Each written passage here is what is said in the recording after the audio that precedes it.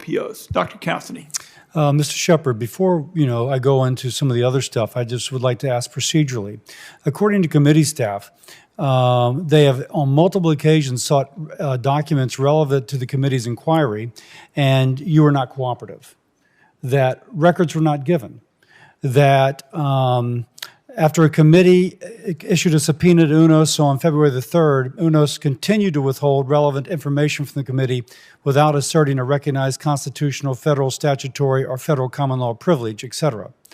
Finally, information was given with redactions.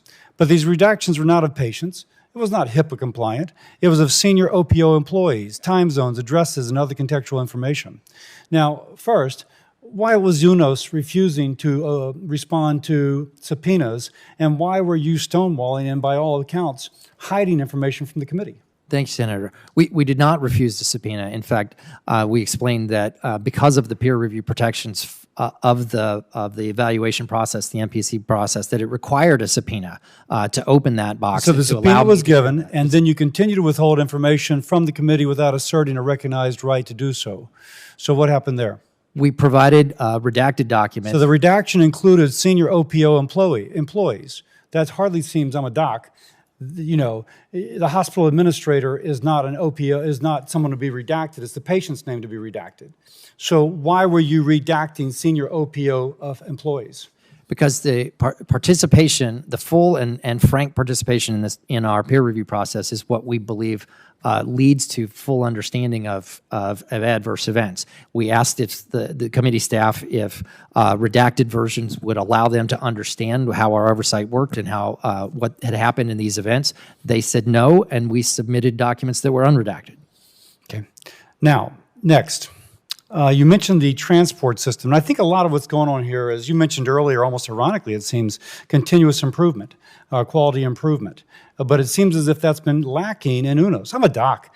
I was a liver specialist. I had a lot of patients who died on lacking transplants because of the lack of organs. I worked among poor patients.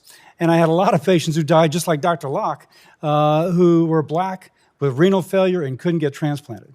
And so the remarks of your board member are particularly insulting to the patients to whom I cared for many years. And I had a sense from the indignation that Dr. Locke shares my indignation. I don't know if you allowed her to continue to serve on a board. It's amazing that she would have been after revealing such prejudice. That said, my Louisiana OPO tells me that they asked UNOS for a tracker, that they didn't hear back, that they emailed more. We need more trackers. They didn't hear back. 7 weeks later, they get an organ, a kidney. They ship it. It gets lost in transit because they don't have a tracker, and eventually it expires. Now, if this is a continual quality, whatever, improvement process, and they were relying upon you, they say their emails weren't being answered.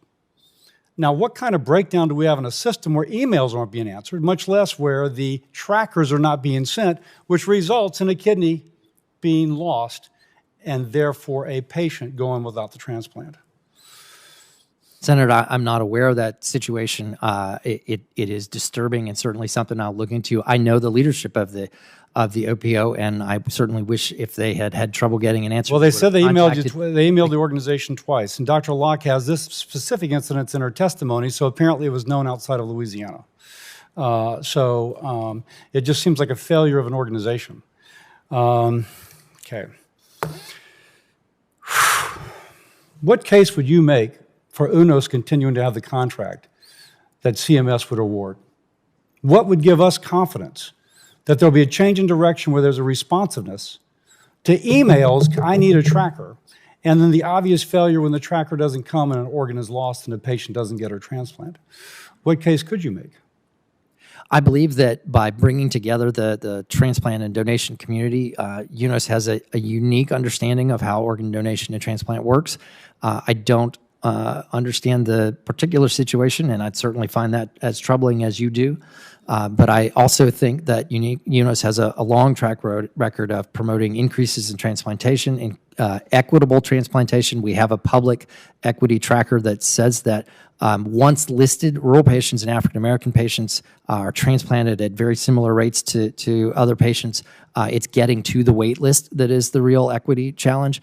I think UNOS has a long track record of success, and while there are things that we can improve, and we do every day, I do think that it's a strong organization that has served patients well. We've heard a lot of testimony today and committee reports that suggest that's not the case. With that, I yield. Thank you very much, Dr. Cassidy, and very important questions. And I'm just going to walk everybody through what we've turned up with respect to transportation.